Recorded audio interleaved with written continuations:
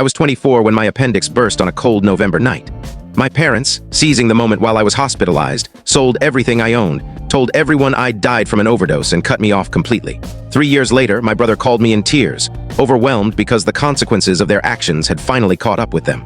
It started around 2 a.m. when I woke up thinking I'd eaten something bad. By 4 a.m., when my roommate Caleb got home from his night shift, I was curled up on the bathroom floor, immobilized by pain. He rushed me to the ER, and within 40 minutes, I was in surgery for a ruptured appendix that had triggered peritonitis. I spent 11 days in the hospital, hooked to IV antibiotics, drifting in and out of consciousness from the infection and painkillers. My parents, Mark and Diane, had a key to my apartment from when I'd moved in 2 years prior. We'd grown distant since I'd graduated college and refused to follow their rigid expectations. They wanted me working for their church, living in their tightly knit religious circle, essentially molding myself into their vision of a perfect son. I wanted a career in tech and my own independence. They didn't take it well. When Caleb drove me home from the hospital that Friday afternoon, I found my apartment door ajar. I stepped inside and froze. Everything was gone. My sofa, my bed, my custom-built gaming PC I'd spent years saving for, my television, my laptop with all my work files and personal records, my kitchen furniture, everything. My bedroom was bare except for the curtains. My closet was empty, not a single piece of clothing left except what I'd worn to the hospital. The worst blow was my grandmother's keepsake box.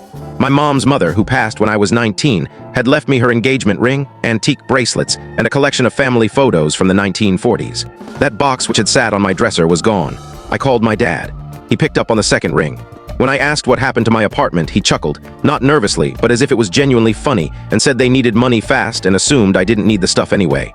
I asked about my grandmother's box, the photos, and he casually said they'd sold it all in a bundle to an estate dealer. My mom took the phone and asked what I was doing with all that junk, pretending I had a real life. She said they'd done me a favor by clearing out my pathetic existence. I asked about my lease, and my dad admitted they'd told my landlord I died, showing him my hospital admission papers as proof of complications. The landlord bought it, and they'd already terminated my lease. My mom said this was simpler, cleaner, and I should just come back home where I belonged. I demanded they return my things. My dad said the money was gone and hung up. I called back 17 times in the next hour. They blocked my number. Texting didn't work, blocked. Facebook messages, blocked. The next day, I drove to their house with Caleb. They refused to open the door. I saw my dad peering from an upstairs window. Over the next week, I learned they'd told our entire extended family I'd overdosed on drugs and died in the hospital. My Aunt Laura called me, sobbing, confused why I was texting her when I was supposed to be dead. That's how I found out the extent of their lie. They'd spun a story that I was a secret addict who'd hidden my struggles and finally succumbed. They'd soaked up sympathy from their church community. People brought them meals, and someone even started a fundraiser for my supposed. I can't tell you the full story in short. To watch the full story, click the related link below.